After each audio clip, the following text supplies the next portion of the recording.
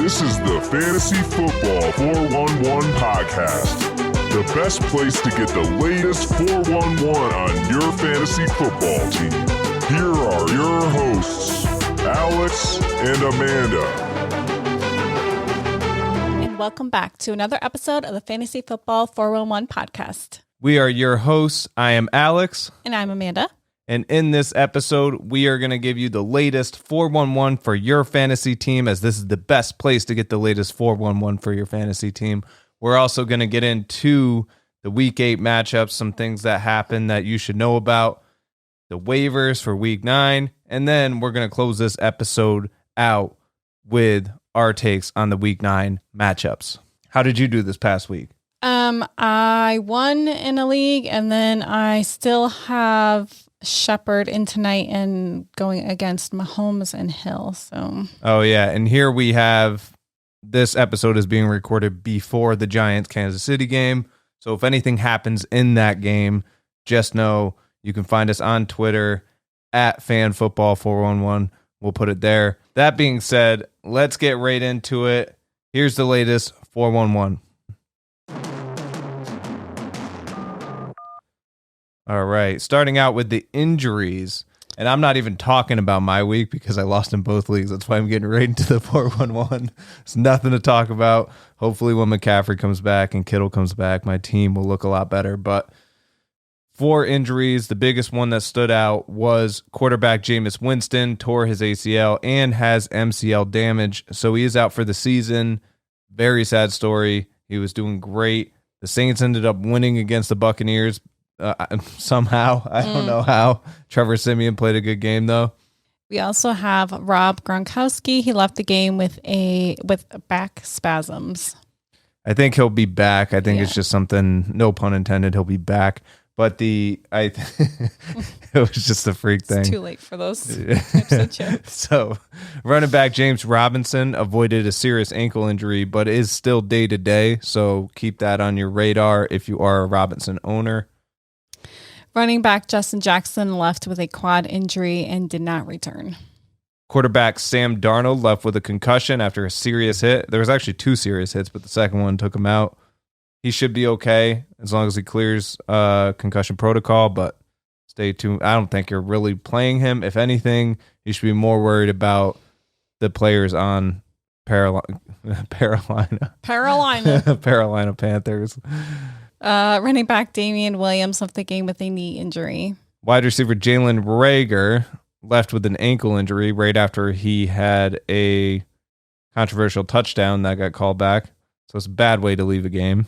Running back Derrick Henry suffered a serious foot injury and is supposed to be getting some surgery tomorrow, meaning Tuesday. Yeah. He is expected to be out 6 to 10 weeks, but the Titans do expect him to be back at some point this season. I don't know. I mean, it still sucks. And F all of you. All you haters who've been wanting Derrick Henry to get injured. So it sucks for Derrick Henry owners like this one. But yeah, I mean, and obviously it sucks for Derrick Henry most importantly, because I couldn't imagine having to go through that when you are, the stud on your team. Hopefully it's sooner than 6 to 10 weeks, but 6 to 10 weeks is what it's looking at right now. Another one, which is the final one, is tight end Robert Tonyan has a season-ending ACL tear, so he's out for the season as well. Here's some fun stats. This first one I'm excited to bring up, and it's quarterback Mike White, who is the backup for the New York Jets. Went 37 for 45 for 405 yards, 3 touchdowns, and 2 interceptions against the Bengals, who honestly I thought were competitive with the upper tier teams like Rams and Arizona and all them. Like, I didn't think the Jets stood any chance. Now it gives me as a Jets fan some hope, because I'm like, oh my God, they can move the ball around when everybody's playing. So that was great to see. Mike White is looking great. Hopefully he does the same thing Thursday night against the Colts. I don't want to get too excited. I'm excited because us Jets fans get these. It seems like we get these games every now and then. And this is that week that we're just all of a sudden, against Tennessee was another example. All of a sudden it's wow, they're good. Then Patriots come in, or we go to the Patriots and they beat us by 50 points. I don't know what happens. The only thing that makes sense to me is injuries on different sides of the ball. But either way, we got to take in these moments. We have to cherish these moments because they don't come often. I know. Running back Elijah Mitchell, he had 18 for 137 and 1 touchdown. And he averaged 7.6 yards per carry, which isn't bad. I'm not even a big Mitchell fan, but that's pretty good. I do think something popped up recently. I think he might have like a hip issue or something. Rib, I think. Yeah, but I think it's okay. I think it's just like something to monitor. But quarterback Justin Fields had 10 carries for 103 yards and 1 touchdown. He averaged 10.3 yards per carry as a quarterback. That's something I think you're going to see more often this season than not. I'm not sure if we have him on the waiver segment, but you might want to consider him once we get there. But he is dealing with a team. He's on a team that doesn't have a great offensive line, so he's going to have to move around, and that's exactly what he did this week. Wide receiver Deebo Samuel received 6 for 171 yards. Just note that he is, what did it say? He is nursing a calf injury, so just something to keep an eye on. Wide receiver A.J. Brown went 10 for 155 and 1 touchdown. That's my boy. I know. I'm going to offer you somebody for him. That's my boy. It's the only thing the only bright side of Derek leaving is it should be the A.J. Brown show now. So unless I trade you somebody for A.J. Brown. All right, here we go into the waivers. So who's cold? Running back Carlos Hyde, he was 4 receiving for 23 yards and 32 rushing yards. He had 9 fantasy points. He has a low ceiling moving forward. I mean, I've never been a fan of him. James Robinson being there obviously overshadows him, but I don't know why he was playing more than James Robinson to begin the season.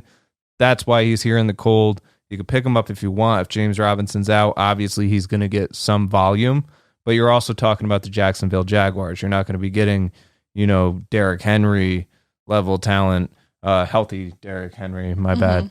But I wouldn't go crazy. Would you agree with that one? Yeah, no, I'm going to pass on that.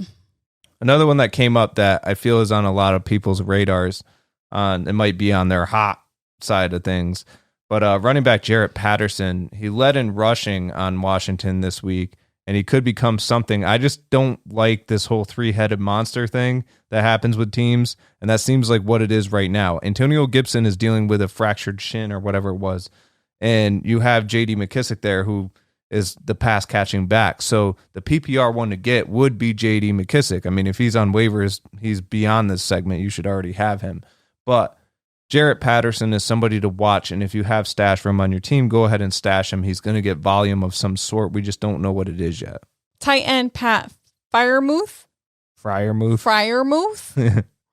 7 targets and 14 fantasy points with Ebron out. If Ebron stays out, then he gets warmer. Otherwise, we need to see before we start.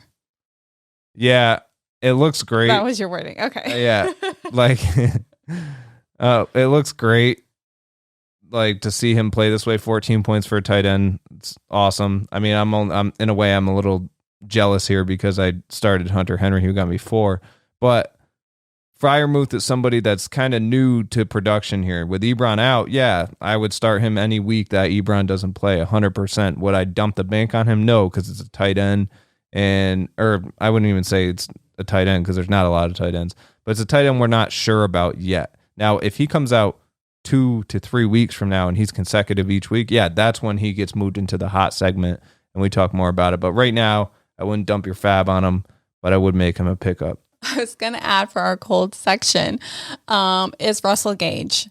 So Calvin Ridley is out for the foreseeable future. Yeah, that didn't even really qualify for an injury. I forgot about that one. Working on his mental health. So we don't know if or when he'll return. I think everybody thought Russell Gage would be the next man up. However, over the weekend, he kind of was nowhere to be found. He was in just as many snaps as Tajay Sharp, which I think was 36 snaps.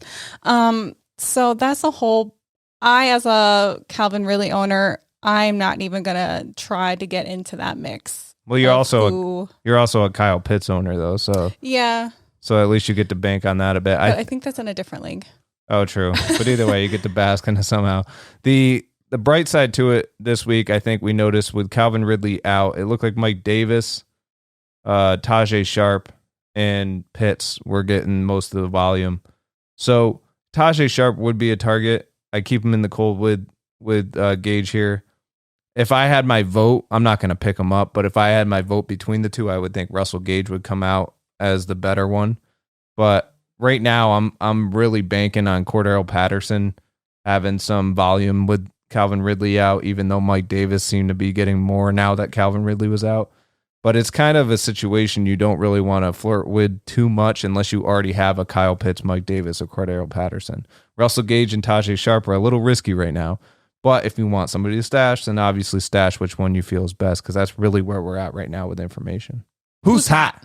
Running back Boston Scott rushed 60 for 2 touchdowns. Seems to be the running back one in Philly. Not Gainwell in regards to rushing. PPR may be Howard. So if you were also someone who I had Gainwell for so long and then thought this was my opportunity to finally play him, and apparently he was not the runner-up after Sanders. It's funny because you listen to anything, you read anything was telling you to play Gainwell. But then you go and you look at the Philadelphia depth chart, and Gainwell's third in line. Now, I'm not saying he should be, and I agree with anything I've read and anything I've heard that he should have played. I mean, when Miles Sanders was in there, Gainwell looked like the number 2. He was pretty good. He was getting all this hype preseason, everything. So it's kind of funny to see Boston Scott and Jordan Howard in there, but Nick Sirianni did this last year with the Colts as well, with Jonathan Taylor, Marlon Mack. You didn't know which one was going to play. So obviously he's going to carry this over to his new team. Unfortunately for us as fantasy owners, it's hard to kind of play which one. My banked, since I put him in the Who's Hot segment here, I'm going with Boston Scott. Obviously he trusts him. He got volume in this game. He had production. He looks great. So if Gainwell does come in, I still think Boston Scott's going to be there. And right now on the depth chart, he's the one behind Miles Sanders. What do you think of that one? Yeah, I mean, unfortunately, I understand maybe where Boston Scott comes in because he was really good last year.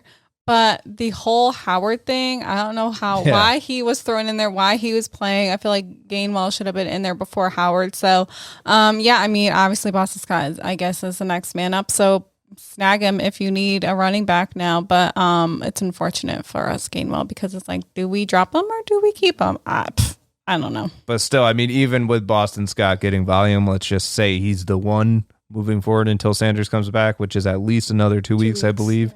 Because he's on IR. He's still not worth more than 5 or 10% of your fab. I don't think you would dump the bank on somebody like him. The next one I would, though, and that's running back Michael Carter on the Jets. And this is an unbiased opinion. I mean, he should already be owned.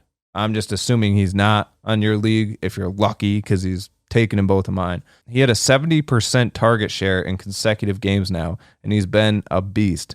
So if he is there, I would take him way ahead of Boston Scott. I'd probably put down 20% for Michael Carter because I think rest of the season he's going to be great. Running back Jeremy McNichols is Henry's backup on the depth chart, so he is the target until we hear more, I guess.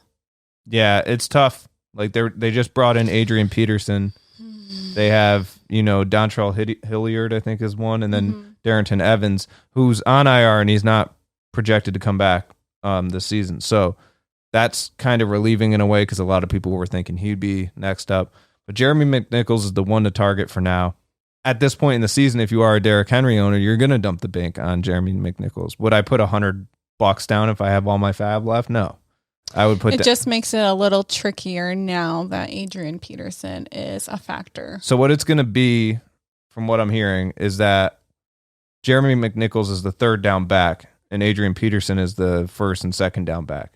So if they get up in games, yes, you're going to see Peterson out there, but I don't think their schedule is looking like they're going to be up so much. It seems like so far, each game they've played this season, they've been pretty competitive. So I think this would be more in McNichols' favor. If I'm right, he might even get the red zone work over Adrian Peterson, even though from what I remember, Adrian Peterson was pretty good in the red zone. He's the one I would target. It's tough targeting Adrian Peterson, who I'm surprised is still playing. I mean, he's great, but I didn't think he was playing anymore. I thought he retired. But Jeremy McNichols is what I'm looking at, and I'm looking at like 30% for him. Maybe even 40 you're going to see. I think in some leagues you're going to see people putting 50. I just think that's over the top. You don't want to put that much down for somebody you don't even know if they're going to actually be the value that you're projecting them to be. So yeah, 30 to 40. Which is unfortunate because I was reading up on McNichols a little bit to try and figure out what the heck I'm doing. He's been in the league for 5 years, and he's a really good running back. He's a big guy, so hopefully this is his chance and not going to get stolen by the old man Peterson coming in. Yeah, seriously. So we'll see. Moving on to the Week 9 matchups. Our Week 9 bye weeks. We have the Lions, which... they need a bye week. The Seahawks, the Buccaneers, and the Washington football team. And to start off Thursday night, we have the New York Jets at the Indianapolis Colts. The over-under is 46.5. I'm going under on this one. Hell, let's go over. let's try. And who has faith in the Jets now? So that is kind of funny you say that, because I was thinking of going over, but I was like, you know what? Calm down. They had their one game. Let's, temper it down, be realistic. I think it's going to be competitive. I just think it's going to come in just under 46. I don't think it's going to be above it. So that's where I think it's going to be a great game. Play both sides. Just know Indianapolis is a good defense too. So I don't think... Yeah, I mean, they pretty much I know Henry had a foot issue, but they pretty much shut down Henry. So Michael Carter would be a little... I would limited. limit your expectations on Carter and Ty Johnson. But look, I mean, you got to play Corey Davis if he plays. If he doesn't play, you got to play Jamison Crowder. Mm-hmm. The ones where I'd be hesitant on playing, but keep an eye on them on your radar and maybe even stash them if you have a deep league, is like Elijah Moore, who went 6 for 6 in this past week. So keep that on your radar. I'm going under. She's going over. By the way, we're still working on the crown thing to see who's going to be wearing the crown each week. It's just imaginary at this point. So she's wearing the imaginary crown this week. She beat me 2-0 last week in the over-unders. We have the Falcons at the Saints with the over and under 43.5, and I went under. I'm going over on that only because Trevor Simeon's a beast. No, I don't know. I'm going over on that because I think that it is going to be a shootout back and forth. And even if it's not Trevor Simeon, it's going to be Taysom Hill. And I think that he can move the ball around, and I think it will be pretty competitive. Just remember, if I don't say play both sides and I don't say anything, just know I mean play both sides. A silence means play both sides. Next, we have the Denver Broncos at the Dallas Cowboys. The over-under on that is 49.5. We're both going under on that one. Do we expect Dak to be back for that game? I think even if he is, but I don't know. Everybody, the last one I listened to, I forget if I listened to it or I read it. They said Dak has been doing his hip dance, so it looks like he's going to be coming back. Yeah, I feel like people thought he'd be back this week, so I think maybe that means... Why was he doing the hip dance this week? I don't know if it was the hip dance, but I remember people saying, like, while he was working out beforehand, he looked good, so... Yeah. We had the Patriots at the Panthers with a 43.5 over and under, and I went over. I'm going under on that. I think it's a Stephon Gilmore kind of revenge game here. I think Panthers defense is going to step it up a little bit against the Patriots.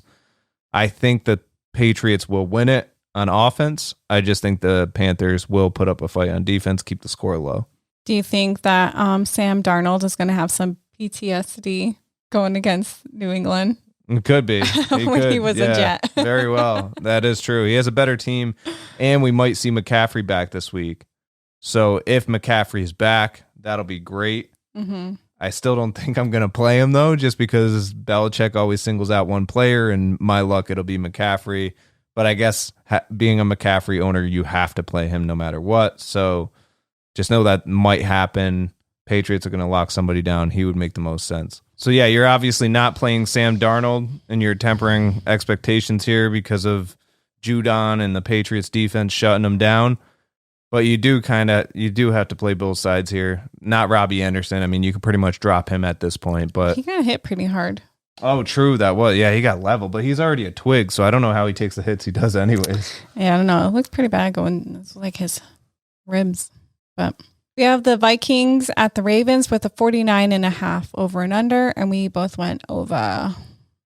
Yeah, I think that's going to be a great game. And I think it's going to be a shootout back and forth. Ravens are coming off of bye, so they got rest. Vikings are mad. They just lost to the Cowboys' backup QB. So I'm definitely feeling that this one's going to be over. The Cleveland Browns are playing the Cincinnati Bengals.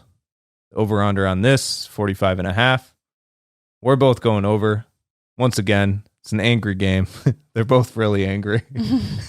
Like Cleveland just lost to Steelers, which was kind of embarrassing. Cincinnati lost to New York Jets, which you wouldn't have thought would have happened. So we're going over on this. I think it's going to be a high scoring game. Mm-hmm. The Bills at the Jaguars with a 48.5 over and under, and we both went over. Yeah, I think it's going to be more the sky. More on one side. Yeah, I think the Bills are going to have more of a score than the Jaguars, but yeah. I think it could be, I hate to bring this up because it's like putting salt on the wound, but I feel like it could be like the Patriots with the Jets. Like they could be the one on the winning side. Houston Texans at Miami Dolphins. Over under is 45.5. I went over on that. I'm going under. And I'm going over just because I feel like the Dolphins have something to prove. Who knows? They might even have a Deshaun Watson on their team for this game. I don't even know if he would play that soon, but if he does, no, he would have to. It's against the Texans. He'd have to play that game. But either way, I think it's going to be over no matter what, if he's there or not, because of the fact that Miami has a lot to prove. Houston Texans have been putting up a fight each game. I don't know. This game just does not excite me. I don't feel like a lot of points are going to be. Instinctively. Yeah. We got the Raiders at the Giants with a 47.5 over and under, and we both went over. Yeah, I think both teams are competitive. I think Giants defense, I had Giants defense for tonight's game, but I got anxious last minute, put Denver in and did better. I mean, I didn't do better. I don't know yet, but 13 points with Denver's defense wasn't bad. That being said, I think they will be a shootout there with Vegas there. So, and Giants are home, so they have the home field advantage. Los Angeles Chargers are at the Eagles. The over-under on that is 51.5. We both went under. Justin Herbert hasn't been playing to his fullest potential. And even though Jalen Hurts and the Eagles did beat the Lions by 40 points or whatever, they were playing the Lions, and that's why they beat them by 40 points. I just don't see them doing that every week. And I don't even think, like, when you look at the numbers in that game, they weren't even that impressive. Like, I don't even think his passing yards were that crazy. I mean, not that they needed to be. I mean, they could just run the score up. But, yeah, I just don't see this one being a high-scoring game. The Green Bay Packers at Kansas City with a 55.5 over and under, and we both went under. I just don't know what to expect from Mahomes anymore. So maybe we'll see how he goes and plays against the Giants. Yeah. And then maybe my opinion will change. But I mean, the Packers, I don't know. It's like the Chiefs defense isn't that good, so the Packers can run it up. Take this one. Yeah. Mahomes doesn't. I feel like it's two teams that could run up a high score. They have the talent on their teams to do so. I just think, like she said, like, recently we don't really know what the Chiefs are going to do. Some games they're okay, and a lot of games they're not. I mean, him and Zach Wilson are pretty parallel right now. But Green Bay is looking really good, and I feel like they're definitely going to win this one. But I just don't see the score getting up above 55 points. That's crazy. I mean, the Jets did it against the Bengals, but that's not common, you know. And I just think two teams like this are going to be more competitive with each other. Keep the score relatively low. Find it more around the 40s would be more realistic. The Arizona Cardinals are at San Francisco 49ers, 46.5 over under. I went under on this. Yeah, I took the over. Yeah, I think Cardinals take it, but I don't know. Kyler might be injured. He might not even play. I don't know what's the story with him. He was hobbling off the field. Forgot to mention him in the injuries, but yeah, he's dealing with something. So you got that, and then you have Garoppolo, who's Garoppolo. Like I've never really been confident with him. I like him as a quarterback. I think he's talented. I don't think he's somebody that could really, smoke the Cardinals. I don't think especially their defense is pretty decent. So yeah, I'm definitely staying under on that. Tennessee Titans at the Rams with the 53.5 over and under. And I went over, or I went under, you went over. Yeah, I'm going over on that one. I think it's a good competitive matchup there, both sides. You got the Titans who lost Derrick Henry, so their running game is going to be tough. But I think they're going to air it out a lot. A.J. Brown, you're going to have Jalen Ramsey on him. But they have the other targets there too. I think it's going to be a good game. And even the Rams, look at Cooper Kupp, look at Robert Woods, Darrell Henderson. I think it's going to be a great game. Yeah, I'm excited for that one. And the Monday night game is Chicago Bears at the Pittsburgh Steelers. The over-under on this one is 39.5. It's easy to take the over on this because I see you did that. Mm-hmm. I'm taking the under because I'm buying this. It's a low score, so I'm taking the under on it because I'm buying into that. I would hope that it's over. Yeah, that's funny.